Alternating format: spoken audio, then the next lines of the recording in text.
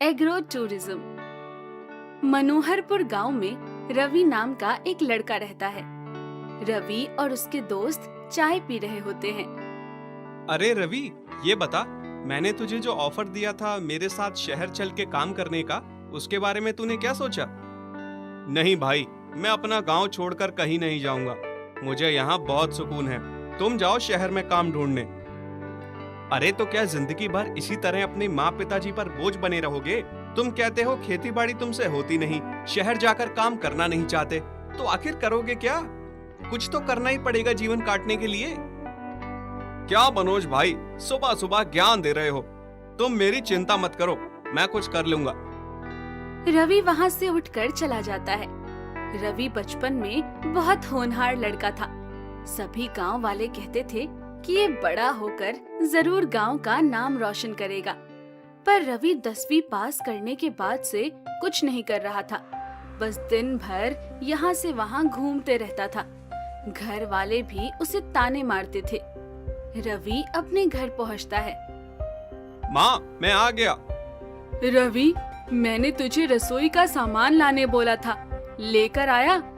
अरे नहीं, मैं बातों बातों में भूल ही गया। अच्छा माँ, शाम को ला दूंगा। हे भगवान, क्या करूं मैं इस लड़के का? एक काम नहीं होता है इससे। उम्मीद लगाना ही व्यर्थ है। बस दिन भर बड़े बड़े खटिया तोड़ते रहता है। कम से कम अपने पिताजी का खेत में ही मदद कर दिया कर। अरे माँ, तुम्हें मुझसे इतनी तकलीफ है तो मैं यहाँ से चला जाता हूँ। रवि गुस्से से घर से निकल जाता है। सुबह से सबने दिमाग खराब कर रखा है। सबको लगता है मैं कुछ कर नहीं सकता। अब तो मुझे दिखाना ही होगा। क्या करूं? रवि कुछ देर बाद सोचता है। फिर उसे एक आइडिया आता है। रवि अपने पिताजी के खेत पहुंचता है। वहां उसके पिताजी काम कर रहे होते हैं। हाँ, ये अच्छा आइडिया है। चलो काम शुरू करते हैं। प्रणाम पिताजी, मैं अपने खेतों में कुछ बनाना चाहता हूँ। अरे आज तुम्हारे कदम यहाँ कैसे आ गए? मेरी मदद करना चाहते हो तो हल उठाओ और शुरू हो जाओ। अरे नहीं पिताजी, हल चलाने का काम मुझसे नहीं होगा। मैं कुछ और करना चाहता हूँ। अगर मेरी मदद नहीं कर सकते तो फिर मेरा समय व्यर्थ ना करो। तुमने वैसे भी मेरी कब सुनी है? जो इच्छा हो करो। रवि सामान लेकर आता है। खेत के बीचों बीच वो बांस और भूसे का इस्तेमाल करके एक माचा बनाता है। उस माचे को सुंदर तरीके से सजाता है। खेत को सजाने के लिए और भी उपाय करता है। खेत बहुत खूबसूरत हो जाता है। बगल की नदी से पानी खेत तक पाइप की मदद से पहुंचाता है। उसके बाद आराम से माचे में बैठकर सोच रहा होता है। कितना सुकून है यहाँ। मनोज कहता है शहर में रहकर काम करूं। मैं इस सुकून को छोड़कर नहीं जाऊंगा। लेकिन अब बहुत हुआ।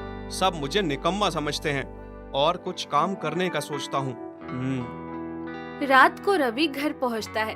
खाना खा रहा होता है। पहला निवाला मुंह में लेता है। माँ, तुम्हारे हाथों में तो सचमुच जादू है। आनंद आ जाता है खाना खाकर। ऐसा खाना पूरी दुनिया में कहीं नहीं मिलता। इतना कहते ही उसके दिमाग में आइडिया आता है।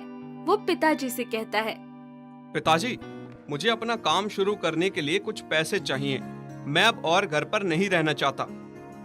क्या काम करना चाहते हो तुम? मैं गांव का खाना गाड़ी में ले जाकर शहर में बेचूंगा। आप मेरी मानिए पिताजी, ये काम बहुत चलेगा। शहर वाले लोग गांव का खाना पसंद करते हैं। माँ खाना बना देगी। देखो बेटा, ये हमारी बचत के पैसे हैं। इसे सोच समझ कर इस्तेमाल करना। मैं तुम्हें एक मौका देता हूँ। रवि के पिताजी मान जाते हैं। रवि 50,000 लेकर एक वैन खरीदता है। उसमें अपनी माँ का बनाया हुआ खाना शहर लेकर जाता है। वहाँ उसे बेचता है। शहर की भाग दौड़ भरी जिंदगी में लोगों को गांव का शुद्ध और स्वादिष्ट खाना बहुत पसंद आता है। रवि का काम चलने लगता है। बड़ी बड़ी ऑफिस में काम करने वाले लोग उसके वैन का खाना खाने लगते हैं। एक बार एक कंपनी का मालिक राजेश अपनी पत्नी मीरा और बेटी तान्या के साथ उसके वैन का खाना खाने आते हैं। अरे रवि भाई, कैसे हो? देखो, आज मैं अपने परिवार को तुम्हारा खाना खिलाने लाया हूँ। जल्दी से 3 थाली परोस दो। नमस्ते सेठ। नमस्ते भाभी जी।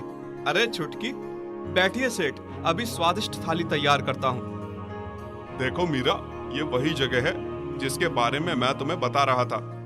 हाँ, आप तो इसकी बहुत तारीफ करते हैं। रवि सबको खाना खिलाता है, सभी को बहुत पसंद आता है। रवि भाई, सच में आपका खाना बहुत स्वादिष्ट है। आप ये खुद बनाते हैं? नहीं भाभी जी, ये तो मेरी अम्मा के हाथ का कमाल है। मैं अपने गांव से खाना लेकर आता हूँ। गांव में सब कुछ शुद्ध मिलता है। अरे वाह, इसलिए इसके स्वाद ही अलग है। सच में गांव की तो बात ही अलग होती है। गांव कहाँ है तुम्हारा? मनोहरपुर में भाभी जी, वहाँ बहुत सुकून है। आप सब लोग आइए, बहुत अच्छा लगेगा आपको। मैं तो इस शहर की जिंदगी से थक चुकी हूँ। कभी मौका मिले तो जरूर तुम्हारे गांव आऊंगी। जी जरूर भाभी, ये तो मेरा सौभाग्य होगा। अरे हाँ, अभी तो हमारी 3 दिन की छुट्टी है। क्या कहती हो मीरा, गांव घूम कर आए? हाँ, ये तो अच्छा प्लान है।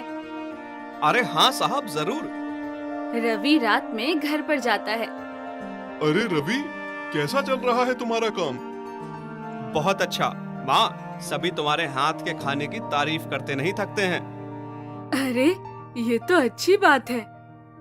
माँ, कल मेरे शहर का एक दोस्त अपने परिवार के साथ यहाँ आ रहा है। उसके लिए खाना और रहने का इंतजाम कर देना। ठीक है बेटा।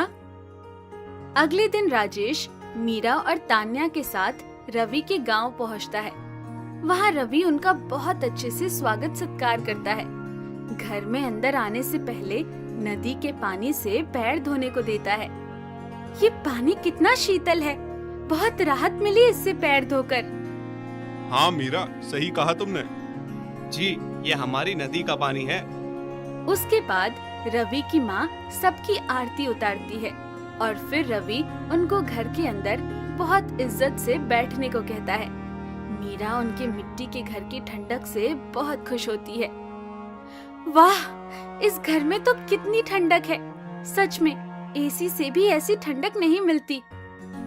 वहाँ बगल के घर में मुरली चाचा मिट्टी के गुड्डे गुड़िया बना रहे होते हैं। तान्या दौड़कर देखने लगती है। मीरा भी पीछे जाती है। माँ, देखो ना, ये कितने प्यारे हैं। मुझे ये चाहिए। हाँ, सच में बहुत खूबसूरत है। मीरा तान्या को वो खरीद देती है। फिर सब लोग खाना खाने बैठते हैं। रवि की माँ सबके लिए अलग अलग तरह के व्यंजन परोसती है। अचार, चटनी और पापड़ भी देती है। वाह, आनंद आ गया। क्या खाना है। अचार तो बहुत ही ज्यादा स्वादिष्ट है। ऐसा अचार शहर में नहीं मिलेगा। हाँ, पापड़ का स्वाद भी बहुत अच्छा है। रवि की माँ ये सब सुन के आश्चर्य में आ जाती है। उसे लगता है ये कैसे लोग हैं? इन्होंने आज तक ऐसे अचार नहीं खाए। ये तो उनके रोज के खाने का हिस्सा है। खाना खाने के बाद रवि सभी को खेत दिखाने ले जाता है। खेत देखकर भी उन्हें बहुत खुशी और आनंद होता है। सच में यहाँ की हवा में ही अलग बात है और ये खेत का नजारा तो आंखों को सुकून देता है। पापा, वो क्या है? मुझे वहाँ जाना है, चलो ना। फिर रवि सबको अपने बनाए हुए माचे पर बिठाता है। उन्हें खाने को मकई भी देता है। सभी को ये सब बहुत अच्छा लगता है। अब जाने का वक्त हो जाता है। चलो रवि भाई, बहुत धन्यवाद इतनी खातिरदारी के लिए। हमें बहुत अच्छा लगा। हाँ, सच में सब कुछ बहुत अच्छा था। बहुत धन्यवाद। ये लो, हमारी तरफ से एक छोटी सी भेंट। मीरा रवि को 15,000 रुपए देती है। फिर वो लोग चले जाते हैं। रवि की माँ पैसा देखकर चौंक जाती है। रवि, तुम्हारे दोस्तों ने ये पैसे क्यों दिए? माँ, असल में ये मेरा दोस्त नहीं, ये शहर में एक बड़ी कंपनी के मालिक हैं। मेरी गाड़ी का खाना इन्हें बहुत पसंद आता था। इन्हें शहर की भागदौड़ भरी जिंदगी से राहत चाहिए थी, इसीलिए मैंने इन्हें गांव में आमंत्रित किया था। शहर के लोगों को गांव का माहौल बहुत आनंदमय लगता है। इसे एग्रो टूरिज्म कहते हैं। हम इससे अच्छी कमाई कर सकते हैं। एक दिन में ही 15,000। अब से हम यही काम करेंगे। वाह बेटा, मुझे तुम पर गर्व है। तुमने सच में कर दिखाया, गांव का नाम रोशन किया।